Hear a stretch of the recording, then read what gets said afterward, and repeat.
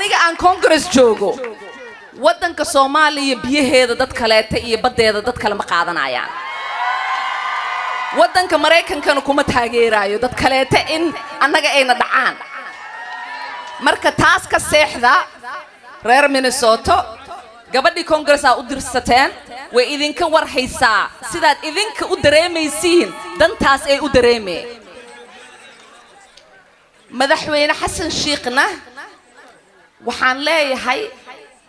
waan kugu faraxsanahay shaqada fiican aad qabatay in dadka Soomaaliya iyo dadka meel kasta ku nool aad dareensiisay si kasta anaga aan u dhibanahay Soomaali hadii aan nahay waxaan nahay dad karti leh dad wadankooda aqoonsan dad wadankoodii aan wiligood danger laga gelin karin marka waxaan reer Minnesota iyo Soomaalida meel kasta ku nool adeerkaya hadda mar dhow ka hadlaayay idinkaga hambalyeynaya sida aad isku wada duuban tihiin sida aad kulligiin u garab istaagteen madaxweynaheena because wuu u baahan yahay in kulligeen aan garab istaagno Soomaaliya waa Soomaaliya waa hal walaalaan wada nahay dhulkeena lagama kala qaybsanayo dhulal baa naga maqan raadsanayna insha Allah mar maalinta laakiin inta aan haysan hadda lama kala qaybinayo marka waa mahadsantihiin dhamaantiin sidaad ii sharaftiin oo markasta aad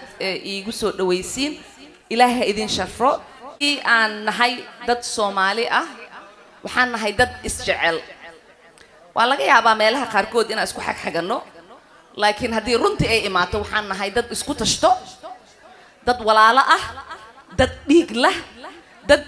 isku og inay Soomaali yihiin inay Muslim yihiin oo iyagana isku hiiliya dadka walaalahoodna u hiiliya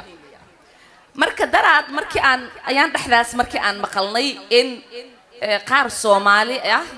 ama Soomaali sheegato in Ethiopia ay la galeen ما بقى أنا في الصومال وحلو قوله agreement هشيس محمود نور هذا أنا كصومالي كبدي صعب معها dad badan ay soo wacay oo waxay leeyihiin ilhaan dawladda Mareykanka in aan la hadashid waaye dawladda Mareykanka maxay ka qabanaysaa jawaabteedu waxay ahayd dawladda Mareykanka waxay ka qabanaysaa wixii anaga aan dhahno dawladda Mareykanka qabo waa kalsoonidaas in aan isku qabno anaga Soomaali hadii aan nahay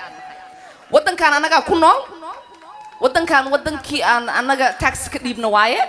waa wadankii gabar idinka dhalatayne ee Congress ka fadhiso intii aniga aan Congress joogo